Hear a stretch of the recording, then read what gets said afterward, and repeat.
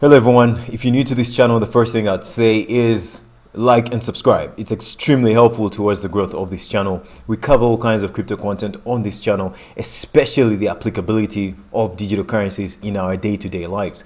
Now, today I'm going to cover a token called Tone, which is the open network. It came from the advent of the Gram, which was supposed to be a token for the underlying messaging platform, which is Telegram.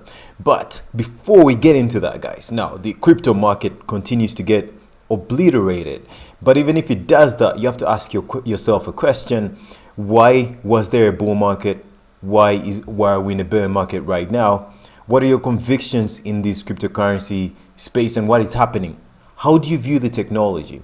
The only way to answer these questions, or even to know how to ask the right questions, is by continuously doing research and knowing at the back of your mind that there are people, there are companies, there are individuals, there are all kinds of experiments being run. Not only that, but these individuals and companies continue to build and iterate and continue to try and find use cases of these digital currencies, because we know this is going to be the underlying technology. We know the internet itself needs a currency to be able to function properly, to see true economics underlying the internet. And not just that, things like the Internet of Things, economy of things, all these things are going to need or require an underlying currency to be able to fix some of the current financial turmoils that we're seeing. If you take it into central banks, fractional reserve lending and all those kinds of things.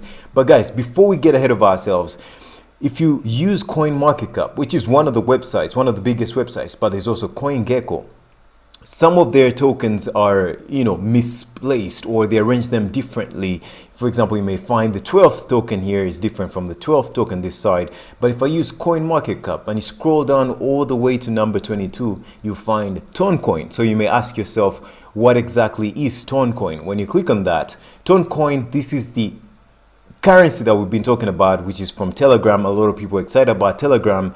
And if the first thing that you see, obviously you will ask yourself, this is a strange name, these are other altcoins, but this is the nature of the space. People have to leverage this blockchain technology from Bitcoin. They have to find their own use cases and their own way of iterating using these consensus algorithms that have been invented to try and create these robust networks that could serve multiple number of use cases. Now, it's currently the number 2022.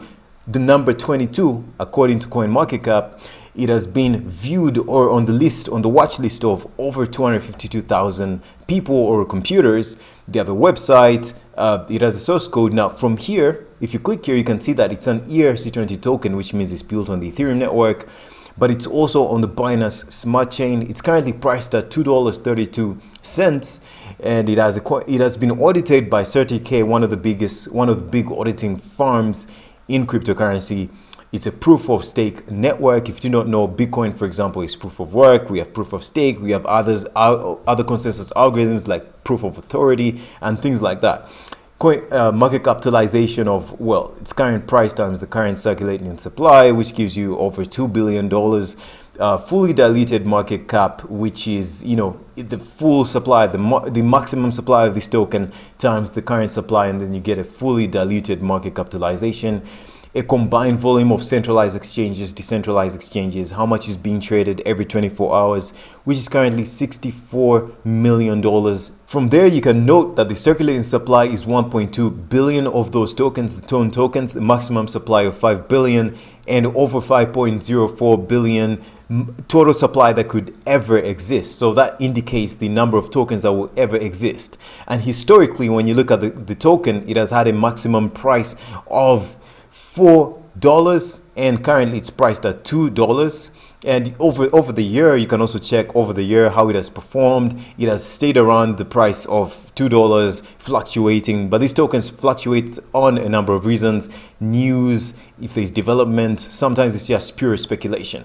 And sometimes the good thing, this website, they give a summarization of the token, so you can have a good summary of, without reading the white paper, to get a basic summary of what the token is, the currency, the price, where it comes from. It's a layer 1 blockchain that's trying to scale itself all the way from it was started in 2018 by the Telegram, which was the Tone Foundation, and which later evolved into the open network. And since 2020, the technology has been developing thanks to a non-commercial group of supporters in an independent community of enthusiasts. So it moved away from the foundation, from the actual network or the Telegram network, into an open community, a bunch of enthusiasts that decided to take it upon themselves. When you read through the summary, you find out that one of the reasons they raised money and they were stopped by the Securities Exchange in the United States. They had to pay an $18 million fine, 18 point something million dollar fine, with a promise of refunding this money back to the original investors of this token, because they launched a token, people invested in that token, they were stopped by the SEC, the regulators, and they had to pay a fine. And I imagine where the money comes from, because if you raise money, you pay a fine, it means, and then you have to refund the money back to the original investors. Where is that 18 million that you pay to the regulators going to come from to pay back? Because there's that deficit of the 18 million. Anyways, and how do you even know how to pay back? Because the way of cryptocurrencies, the nature of them is that individuals, normally fund the token through whatever platform they've used. So how do you know how to refund back that money? But I guess they had to deal with that in their own way. So they had to go through, and when you read through this, you find out some of the, the creators of the token, like the brothers Nikolai and Pavel Durov. When you look at the white paper, it was written by Nikolai Durov, who was, the founder or one of the brothers.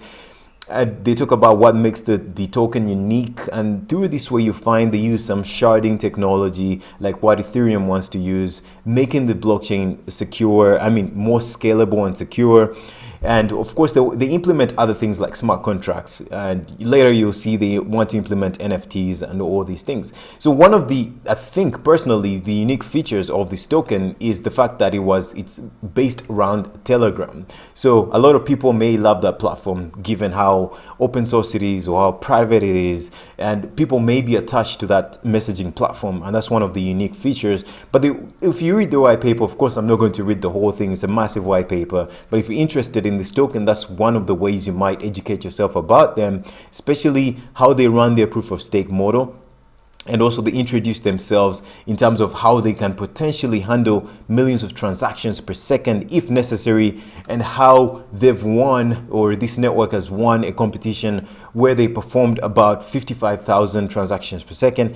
But I imagine at the time it was really fast compared to other blockchains and what they could offer. You can also learn about other features that they claim makes them stand out, like a flexible multi-blockchain platform combined with a peer-to-peer network and a distributed file storage system, a network proxy, and all these things. If you're a technical person and you want to look into these things, obviously the white paper is an awesome place to check out this network and do your own research. So they also have a massive following on Twitter, which is 174,000 people following them, and that's maybe one of the metrics you might want to look at if you're trying to evaluate a network. But here we're just discussing some of these continuous building in the crypto space. For example, this is a messaging platform, Telegram, where an open network has been taken over by enthusiasts in the community that are building this out. You can also check out some of the interviews. I don't think these people have doxed themselves. In other words, I don't think you can see their names, the original creators of this. I don't think you can see their pictures, but there's been interviews. For example, here you can see that we interviewed him to understand his perspective on Ton, or the open network, and how he's seen the project evolve over its from its genesis at Telegram. So you can read the full interview on their Telegram channel. If you look into it deeper, you can see where the liquidity lies, where the volume lies. KuCoin, one of the big centralized exchanges, has over $9 million. And then you look at PancakeSwap, which is a DEX, a decentralized exchange on the Binance Smart Chain. So that shows you, and also Uniswap, so that shows you how it's an underlying token on the Ethereum network, and also the Binance Smart Chain. Other exchanges like OKX, which is another big one, has a $16 million trading volume, Huobi Exchange, and so on. So it has a little bit of attention, but in terms of adoption of the platform itself, there you have to really do your own research and see whether their use case or whatever they're doing, their value proposition, fits your interest.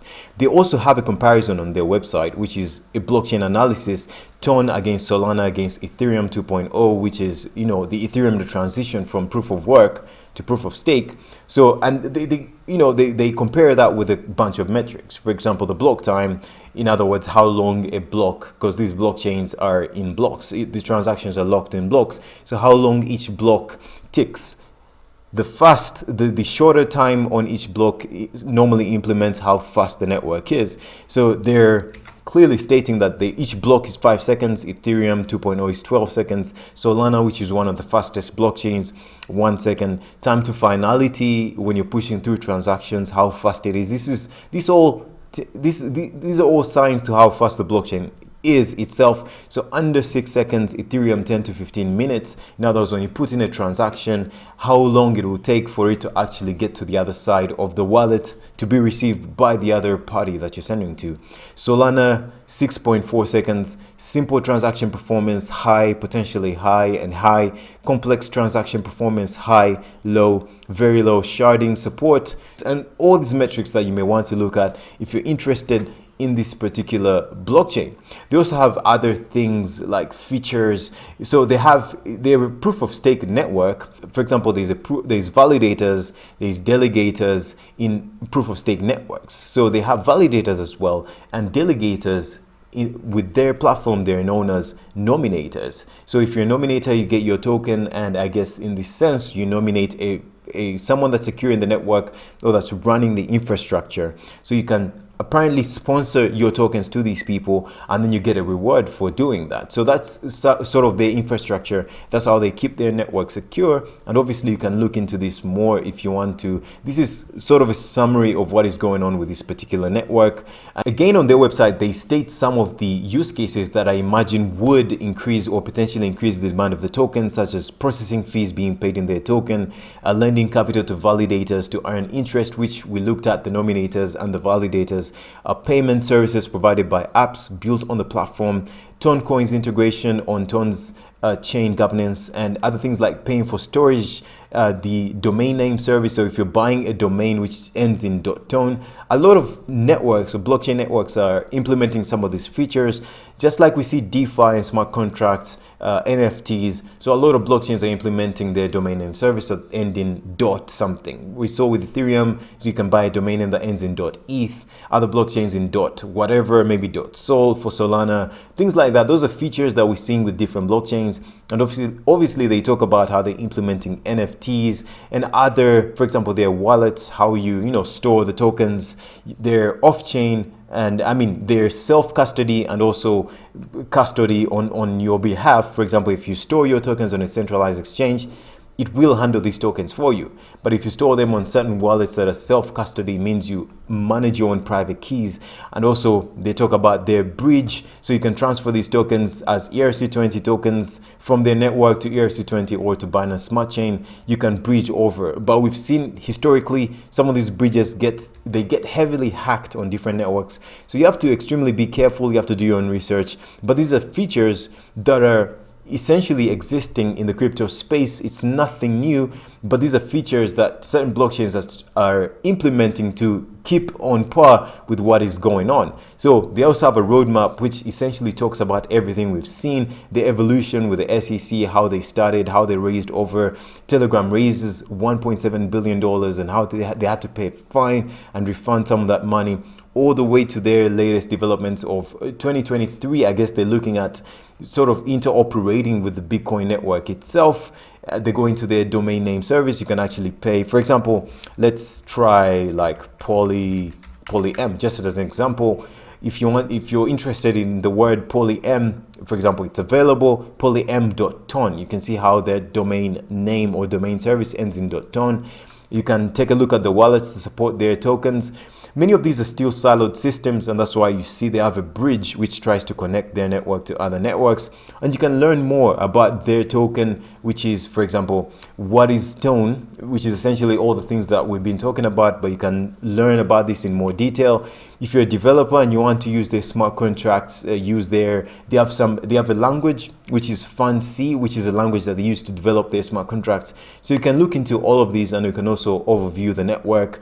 So there's nothing specifically special about the network. So there's nothing that they've implemented here that others aren't implementing, because there are other blockchains that are implementing sharding and other scaling features. The other blockchains that will also claim that they can perform millions of transactions. And guys, this is not, of course, financial advice at all, but it's sort of a view of some of these, continuous building in the crypto space as we move forward, as the market is trying to find technology that's the perfect market fit. But if you want my opinion on the subject, we need more interoperability. So I guess that's a good thing that they're building this, and we need a way for these systems not to be siloed so that they can talk to themselves, so that we can see true value proposition built with these networks, especially if we're looking for financial layer on top of the network. So guys, I hope you watched till the end. This was Tone Network. If you're interested in something like this, you can look more into it. It might serve whatever you're looking for. So stay tuned for my next video, because we'll be looking out for other cryptocurrencies and what they're building, or where this technology is heading in this space, especially now where the market seems very uncertain. All right, guys, I'll see you on the next one. Take care. Bye-bye.